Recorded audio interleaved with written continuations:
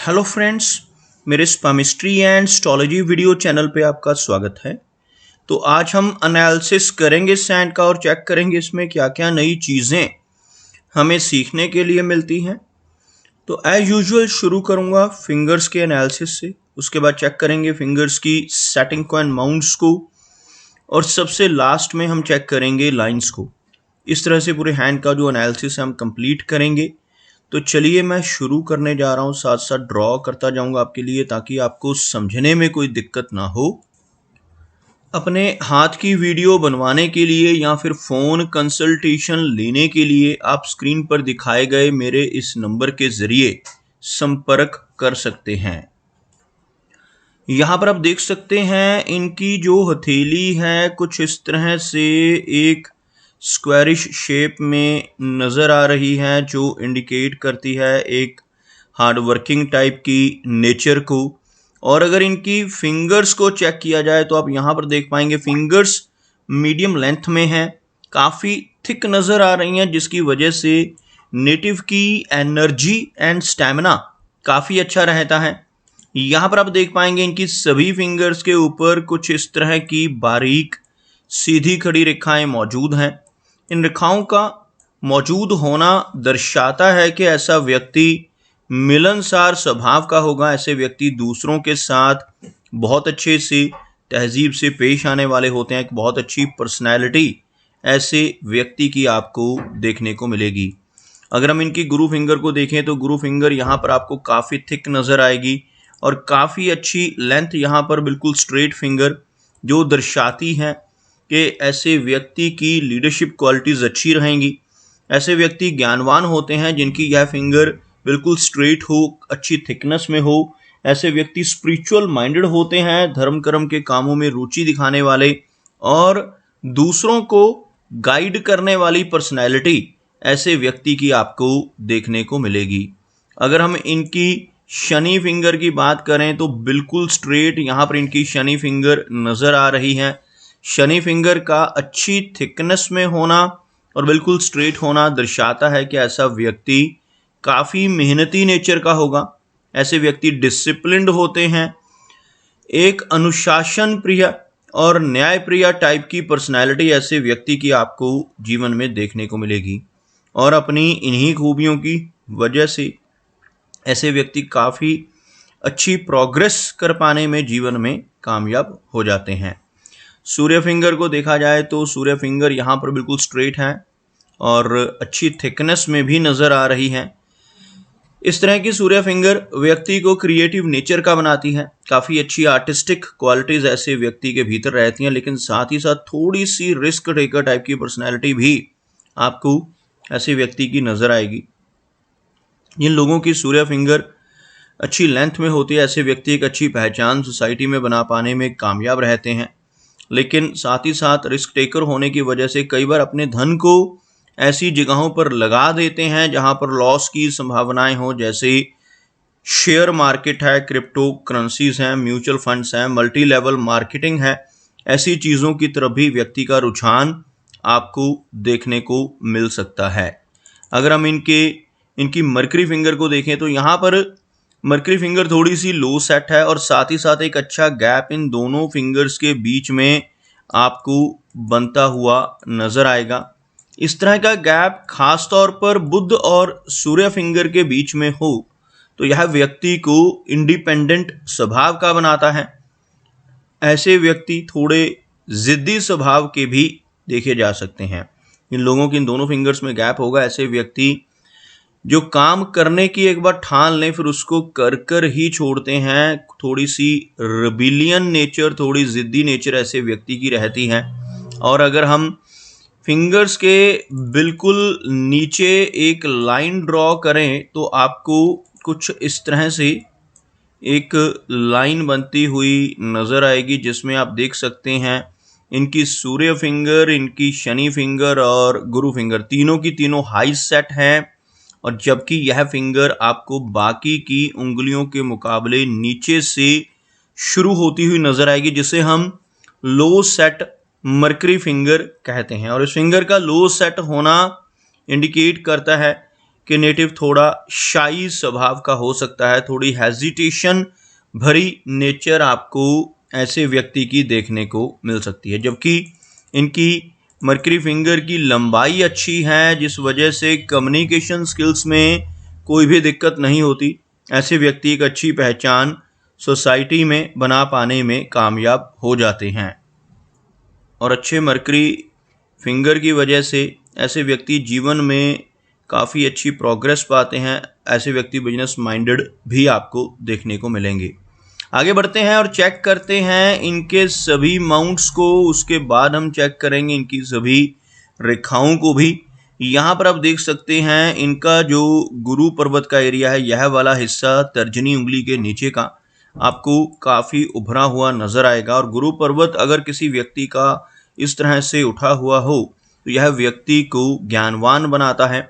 ऐसे व्यक्ति धार्मिक नेचर के होते हैं, एक स्पिरिचुअल माइंडेड पर्सनैलिटी आपको देखने को मिलेगी। और ख़ास तौर पर ऐसे व्यक्ति 40 की एज के बाद समाज में काफ़ी अच्छी पहचान बनाने लगते हैं।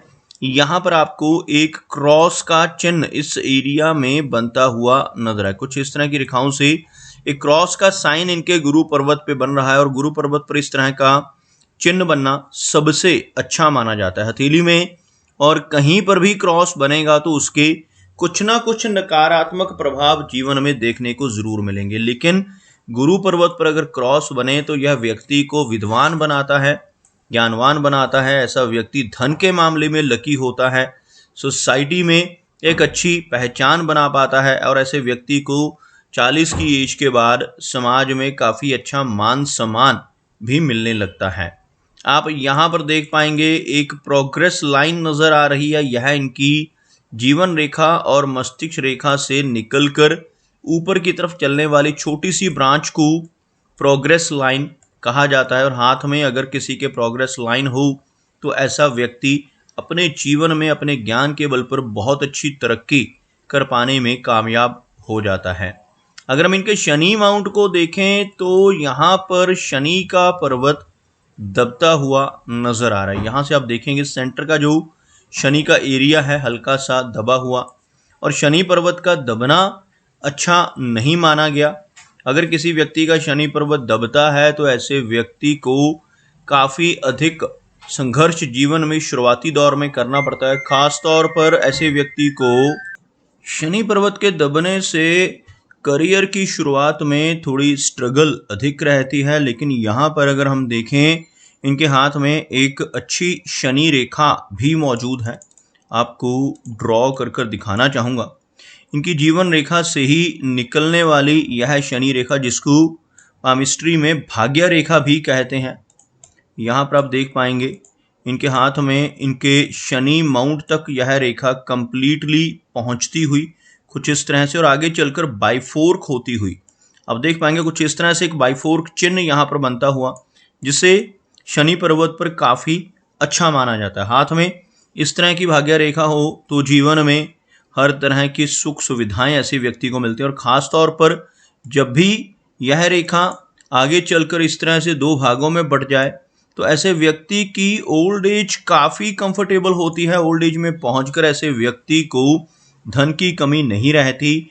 जैसे जैसे ऐसे व्यक्ति की एज बढ़ती है वैसे वैसे ऐसे व्यक्ति के पास धन आना शुरू हो जाता है और ओल्ड एज में पहुंचकर ऐसे व्यक्ति के पास काफ़ी अच्छा धन अकमुलेट हो जाता है। ओवरऑल देखा जाए तो शनि पर्वत का दबना शुरुआती दौर में थोड़ा संघर्ष इनको दे सकता है। और इसी तरह से इनका जो सूर्य का माउंट है, यह जो आप देखेंगे यहाँ पर हल्का सा फ्लैट है और सूर्य रेखा यहाँ पर ब्रोकन है और बीच में से कटती हुई नज़र आ रही है। आपको दिखाना चाहूँगा, यह रेखा आप देख पाएंगे कुछ इस तरह की फॉर्मेशन में, और यह रेखा आपको बीच में से ब्रेक्स के साथ आगे बढ़ती नज़र आएगी और बीच में एक और स्लैंटिंग लाइन इसको काट कर निकलती हुई। जब भी सूर्य पर्वत के ऊपर इस तरह से सूर्य रेखा कट जाए और किसी तरह का क्रॉस जैसा चिन्ह बना दे तो यह व्यक्ति के यश को कम करता है। ऐसे व्यक्ति को जीवन में यश की कमी रहती है। ऐसा व्यक्ति दूसरों के लिए कितना भी काम कर ले, दूसरों की कितनी भी हेल्प कर ले, बदले में कोई इनाम, कोई एप्रिसिएशन नहीं मिल पाता। ओवरऑल सूर्य फिंगर का अच्छी लेंथ में होना पॉजिटिव है। भले ही यहाँ पर एप्रिसिएशन की थोड़ी कमी रह सकती है, लेकिन ऐसा व्यक्ति एक अच्छी पहचान सोसाइटी में बना पाने में ज़रूर कामयाब हो जाता है। अगर मरकरी को देखा जाए तो आप यहाँ पर देख पाएंगे मरकरी माउंट इनकी हथेली में काफ़ी उभरा हुआ।